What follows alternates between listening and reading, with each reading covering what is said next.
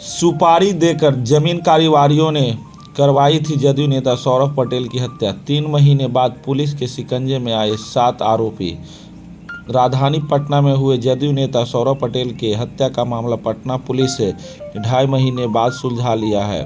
मामले की जानकारी देते हुए पटना पूर्वी एसपी भरत सोनी ने बताया कि बीते 24 अप्रैल को पुनपुन थाना क्षेत्र के रहने वाले उसी गांव को रहने वाले 3 जमीन कारोबारियों ने सुपारी देकर शूटरों से हत्या करवाया था। जमीन कारोबारियों ने एक जमीन बेचकर 14 लाख रुपये में जदयू नेता सौरभ पटेल की हत्या की सुपारी विक्की चंदवासी नाम के हत्यारे को दी।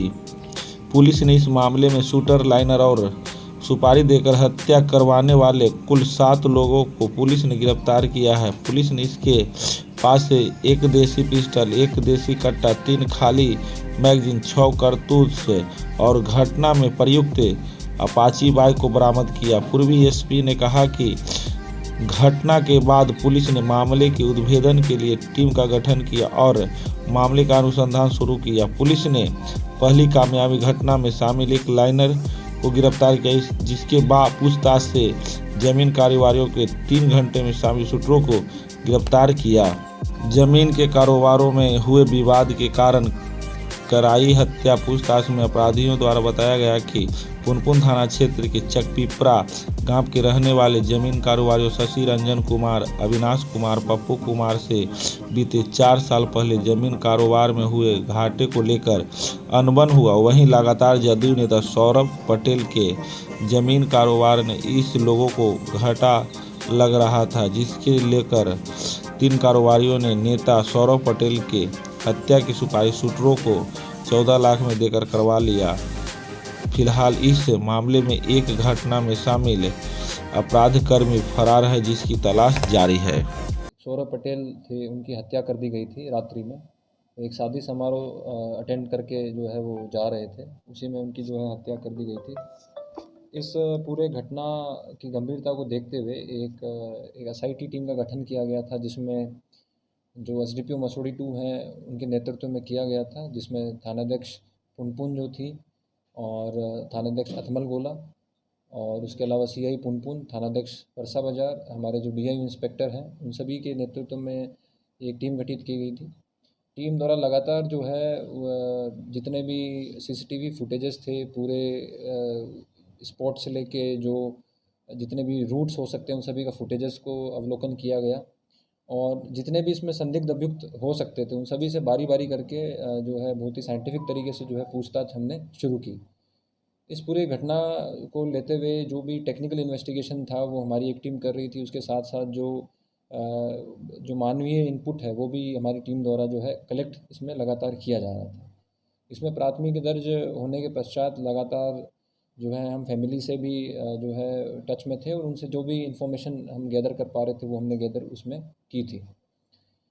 इस पूरे घटनाक्रम को रिक्रिएट भी हम लोगों ने किया बार बार। उसमें हमारी टीम द्वारा घटनास्थल पे जाके फिर रिक्रिएशन किया गया, तो इसमें हमको बहुत इम्पोर्टेंट जो है क्लूज़ हमको मिले शुरुआत में और जो मोबाइल नंबर्स हैं वो भी हमको लोकेट हुए, आइडेंटिफाई हुए, जो सभी का जब हम टेक्निकल एनालिसिस किया तो उसमें अभियुक्तों की हमने पहचान की। तो उसमें जो एक जो शूटर था उसमें, तो उसकी गिरफ्तारी हमने की है, जिसका नाम है विक्की चंद्रवंशी। तो उसकी हमने जब गिरफ्तारी की तो उससे पूछताछ पे हमको ये पता चला कि उस दिन घटना घटित करने में 3 लोग शामिल थे, जो कि जो हत्या उन्होंने जो की थी उसमें 3 लोग शामिल थे। उसमें एक विक्की था, एक राजू उर्फ नून्स था और एक सत्यम था। ये तीनों अपाचे मोटरसाइकिल इन्होंने ली थी, वाइट कलर की अपाचे मोटरसाइकिल है, जो हमने बरामद कर ली है, अभी बेउर थाना में है। और इन तीनों को जो सूचना मिल रही थी कि वो प्रोग्राम अटेंड करके मृतक जो है वो टाइम पे निकलेंगे, वो सूचना सारी दीपक दे रहा था। दीपक जो है वो पूरी की पूरी रेकी कर रहा था, जिसको भी हमने गिरफ़्तार किया है। तीनों शूटर में हमने 2 शूटर को गिरफ़्तार कर लिया है, जिसमें विक्की चंद्रवंशी और सत्यम को हमने जो है गिरफ़्तार किया है। उनसे पूछताछ करने में पता हमको ये चला कि जो पूरी की पूरी जो साजिश रची है उनकी मृत्यु की, वो उन्हीं के गांव के 3 लोग उसमें शामिल हैं, जिसमें एक अविनाश उर्फ राइफल है, एक उसमें आपके जिनका नाम है दीपक कुमार और एक का नाम है शशि रंजन कुमार। तो इन तीनों को भी हमने गिरफ़्तार कर लिया है। शशि रंजन कुमार को भी गिरफ़्तार कर लिया है और दीपक कुमार को भी गिरफ़्तार कर लिया है, और जो अविनाश उर्फ राइफ़ल उनको भी हमने गिरफ़्तार कर लिया गया है। इसमें जो अविनाश उर्फ राइफ़ल है, उनसे हमने जब पूछताछ की तो पता चला कि मृतक के साथ इनका पूर्व में 4-5 साल पहले विवाद हुआ था। उसके बाद दोनों के बीच में बोलचाल नहीं थी, लेकिन पारिवारिक संपर्क था। और उस एरिया में जितनी भी ये ज़मीनें खरीद रहे थे, तो उसमें मृतक के होने से इनको घाटा हो रहा था। एग्रीमेंट कर रहे थे तो इनको जो है उसमें वो एग्जीक्यूट नहीं हो पा रहा था, इनको फ़ायदा उससे नहीं पहुंच पा रहा था। और यही कहानी तीनों की है। शशि रंजन का भी यही था कि उसको भी जो है सौरभ के रहने से उनको जो है घाटा हो रहा था, और लगातार उनके बीच में बकझक भी एक बार हुई थी। तो इन तीनों का जो है ईगो हर्ट हो गया उसमें, और इन तीनों के पास एक जॉइंट प्रॉपर्टी थी पेमार में।